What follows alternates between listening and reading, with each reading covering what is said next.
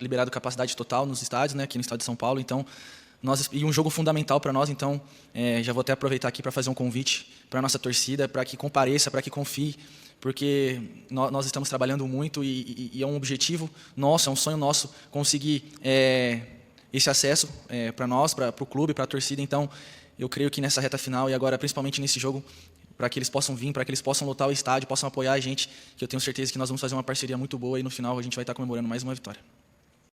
Salve, família vascaína! Esse que acabou de falar aí é o volante Índio do Guarani, né, convocando a torcida porque sabe da importância que tem esse jogo na quinta-feira às 7 horas. Na minha opinião, simboliza aí a permanência do Vasco na Série B ou aí mais um sopro de esperança se o Vasco conseguir os 3 pontos para a gente voltar à elite do futebol brasileiro. O Índio sabe, o Guarani sabe que esse jogo é decisivo aí para as pretensões tanto do Guarani quanto a do Vasco. Antes de falar mais um pouquinho desse jogo na quinta-feira, a gente precisa entender que a rodada começou, né? O Cruzeiro acabou empatando ontem com o Vila Nova, mas hoje tem 4 jogos aí fundamentais para o Vasco da Gama, né? Resultados positivos desses jogos aí pode dar mais uma motivação a mais para a gente continuar aí. Estamos respirando por aparelhos e a gente continuar aí acreditando ou possivelmente na possível volta, à elite do futebol brasileiro. Então tá aqui, ó.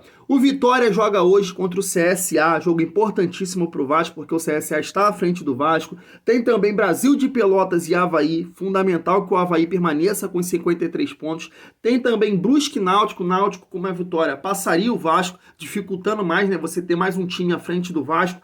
E também tem Goiás em Ponte Preta, também um jogo aí fundamental para as pretensões do Vasco. Ideal seria uma derrota do Goiás, permaneceria aí com 53 pontos e aí uma grande vitória do Vasco contra o Guarani, o Vasco chegaria a 50 e encostaria aí de vez aí no Avaí e no Goiás. A gente sabe que toda essa situação é muito complicada, mas nos resta acreditar. E aí, família vascaína, eu vou trazer aqui mais uma vez o Índio falando desse jogo contra o Vasco e ele fala na sobrevivência na competição. Exatamente isso. Ele trata esse jogo aí contra o Vasco como uma decisão e ele sabe que é fundamental você ganhar do Vasco, que é um adversário direto nessa busca à elite do futebol brasileiro. Então eles vão dar a vida para ganhar esses 3 pontos. Se liga só. Quinta-feira o Vasco, uma equipe que está quase com a mesma pontuação do Guarani e também briga pelo acesso.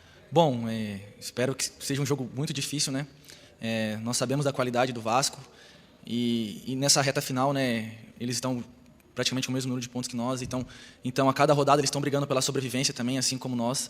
Então tenho certeza que será um jogo muito difícil e como tem sido nessas últimas rodadas, né, o detalhe vai fazer toda a diferença. Por isso a gente precisa entrar totalmente concentrado, ligado, porque como eu disse, vale a nossa sobrevivência na competição.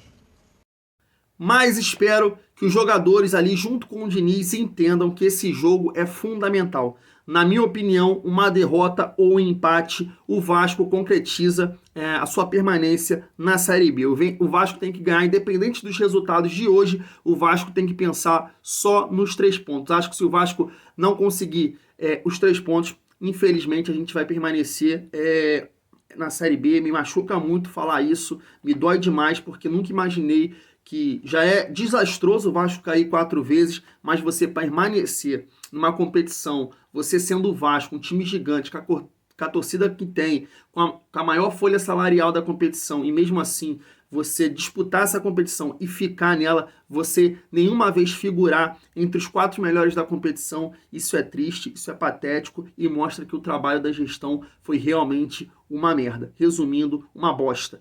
Família vascaína, vamos seguir aqui o nosso vídeo, vamos trazer aqui a opinião do Rafael Marques, né, que fez aí um corte lá no canal Rádio Globo CBN, e ele fala um pouquinho dessa situação aí do Vasco dentro da competição, né, independentemente ali se o Vasco permanecer na Série B ou subir para a Série A, ele fala aí que o Vasco deveria apresentar um projeto para o Diniz, que o Diniz deveria continuar porque o Vasco desempenhou uma performance muito melhor com o Diniz, né? Ele comenta também sobre a probabilidade que o Vasco tem, acha muito difícil o acesso, mas o que o Vasco fez aí, vem fazendo com o Diniz, ainda dá uma esperança. Realmente eu tenho que concordar com ele, o Diniz deu um sopro de esperança para o Vasco junto com o Nenê, apesar de eu ter ficado muito incomodado com a última partida do Vasco e com as escolhas que o Diniz fez, eu também concordo que independentemente do resultado que aconteça, o Vasco na Série A ou o Vasco na Série B, eu acho que o Diniz deveria ficar. É muito mais profundo do que só as escolhas do Diniz, ou o trabalho que agrada ou não, o número de gols elevados e tudo mais. Acho que passa muito mais pela montagem do elenco, para as escolhas erradas da gestão do que um treinador. Então, de todos os treinadores que passaram pelo Vasco, acho que o Diniz é o que mais entregou. A gente pode colocar a situação do Nenê? Até pode, mas eu permaneceria aí com o Diniz e espero que ele aceite, independente do resultado da Série A ou a Série B, que ele possa ficar no Vasco. Vamos conferir aí o Rafael Marques falando, e eu quero aí, deixa aí nos comentários se você concorda com o jornalista. Se liga só. Probabilidade maior nessa altura do campeonato, por uma questão percentual, ou seja, matemática apenas e somente, é que o Vasco não suba. Repito, estou falando em probabilidade, não estou falando em tendência. São coisas diferentes. E elas se diferenciam na medida em que o futebol, em média, que o Vasco mostra com o Diniz, desafia essa tendência matemática, essa probabilidade matemática. Então, se uma coisa contrasta com a outra, o acesso ainda é possível. E, independentemente do acesso acontecer ou não, vou repetir agora aqui no YouTube o que eu falei sexta-feira à noite na Central da Bola depois do jogo. O Alexandre Pássaro, o Jorge Salgado, eles têm uma grande oportunidade de fazer algo culturalmente disruptivo para o futebol brasileiro. A oportunidade é, mesmo que o Vasco não suba, ou em o Vasco não subindo, apresentar um modelo de trabalho dentro do qual o Diniz possa, inclusive, modificar o seu perfil de elenco, dispensar peças que consagradamente não podem jogar pelo Vasco, seja por questões técnicas ou seja por questões psicológicas, em especial na configuração de elenco do sistema defensivo, dar ao Diniz essa carta branca, acho importante, e manter o Diniz como técnico em 2022, mesmo que o Vasco se mantenha na Série B. Porque o Diniz mostrou, nesses jogos dirigindo o Vasco, que ele tem algo além, remostrou, recomprovou, algo além do que a média dos técnicos no futebol brasileiro. Então, um clube sem dinheiro, um clube com sérios problemas de dívidas, um clube com dificuldade de credibilidade no mercado, um clube que tem uma torcida gigante apaixonada e uma marca pesada que, a cada ano que passa, revela jogadores de talento na base, é o que o Vasco tem a oportunidade de manter um sujeito qualificado para, ano que vem, montar um trabalho de retorno à primeira divisão, caso esse retorno não aconteça. Portanto, Jorge Salgado e Alexandre Pássaro, eu não sou ninguém, mas fica aqui o meu conselho. Aproveitem essa chance, porque mandar o Diniz embora se o Vasco não subir e contratar um técnico, o Vasco estará trocando de problema. E periga acontecer com o Vasco em 2022, o que está acontecendo com o Cruzeiro já há 2 temporadas. Família vascaína, para a gente estar finalizando o vídeo, né? Ontem o Jorge Salgado utilizou as redes sociais dele aí para vir a público, né? Tava sumido, mas veio aí para falar algumas situações do Vasco da Gama, principalmente nesse acordo aí que foi feito, né? E tá aqui, vou mostrar o print para vocês aí. Ele usou o Twitter dele e colocou o seguinte, ó: parabéns aos envolvidos. O objetivo final é recolocar o Vasco no seu lugar de direito, como o gigante do futebol.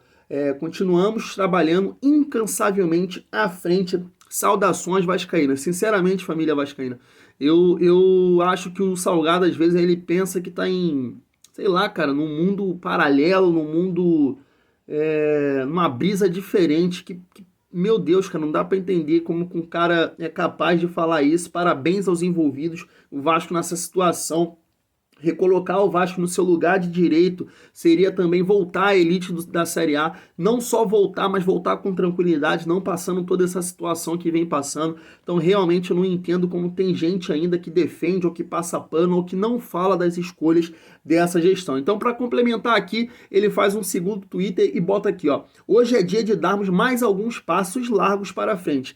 Esse acordo com a Fazenda Nacional é de extrema importância para a recuperação do Vasco e mais um protagonismo, já que se trata da maior redução de dívida tributária dentro de todos os clubes do futebol do país. Então, família vascaína, a gente vê aí diversos canais, como eu sempre falo aqui para vocês, eu também sou consumidor do YouTube, assisto, acompanho e vejo aí uma grande parte, principalmente aqueles jornalistas, darem essa notícia aqui como uma grande informação, como um grande feito da gestão do Vasco nessa questão aí de redução das dívidas tributárias.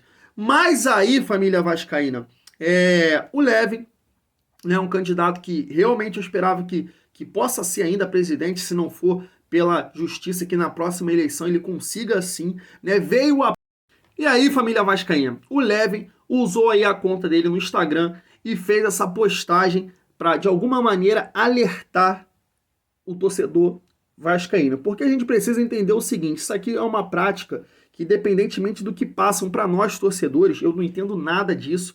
Então, quando a gente lê, será que é uma boa notícia, será que não? Mas aí o Levin alerta o torcedor vascaíno através da conta no Instagram. Porque se a gente também seguir tudo que esses caras falam, na gestão Campelo, se você pegar aí diversas pronunciamentos, o próprio Rodrigo Capello, que também fez aí uma entrevista aí com um membro da gestão falando sobre essa situação aí, disse que era uma boa administração, que o Vasco estava reduzindo dívidas e não era o que está acontecendo. A dívida estava aumentando. Então, o Levin faz essa alerta aqui, ó, tá o seguinte, ele faz essa postagem aí, ó, lei da transação fiscal aproxima contribuintes, né, e do PGFN, mas ainda tem baixa adesão. E aí ele faz a seguinte postagem, tentando alertar a todo vascaíno. Vamos abrir aqui aspas para o Levin esse ano. Era uma vez uma gestão golpista e desastrosa, que diante do fracasso e da rejeição histórica, tem que plantar notícias na mídia amiga para dizer que está fazendo algo importante. Daí dizem que conseguiram uma redução em dívidas fiscais para parecer ser fruto de um trabalho de competência, de negociações e um bom trânsito com a Fazenda Nacional.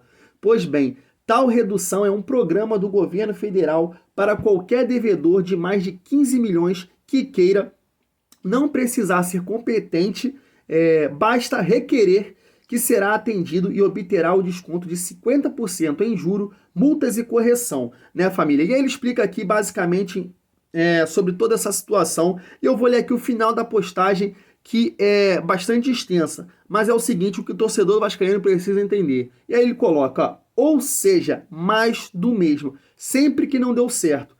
E o pior é que ilude o torcedor para parecer que no meio do caos obtiveram alguma coisa, para parecer que estão trabalhando. Sigo no compromisso de mostrar a verdade para os vascaínos. Saudações vascaínos. Então, quem quiser acompanhar essa postagem do Levin aí, vai lá no Instagram dele, vale a pena ler. Eu só trouxe aqui resumidamente para que a gente possa entender como ele está aí, de alguma forma, alertando o torcedor vascaíno que não é nenhum tipo de trabalho, como o Salgado disse ali, que está trabalhando incansavelmente. Isso é um acordo que o governo dá aí, né, para as instituições. E aí me parece que fica comprovado que o trabalho é muito ruim, muito mal feito. Futebol, administração, realmente entraram no Vasco para só fazer merda. E é isso que está sendo construído, né, família vascaína? Qualquer coisa que venha fora do campo não está refletindo, por exemplo, nele. O Vasco caminha para os seus resultados esportivos, na minha opinião, pelo menos na minha carreira de torcedor, a pior coisa que eu já vi na minha vida. Porque o Vasco disputar uma Série B de um nível técnico bem abaixo e você não conseguir ficar no G4 em nenhuma rodada, realmente é um trabalho muito mal feito. E a gente tem que realmente agradecer aí ao trabalho que o Levin vem fazendo de alertar a todo o torcedor vascaíno. E aí cabe a você acreditar na gestão ou não, né? Cada torcedor tem a sua opinião e a gente tem que respeitar. Eu fico realmente com a do Levin esse ano, porque tudo que esses caras prometeram durante a campanha era um Vasco de uma maneira gigante. E quando entram, faz o que fazem. Parece que tratam o Vasco como um time pequeno. Família vascaína, vou ficando por aqui. Tamo junto e é muito bom ser Vasco.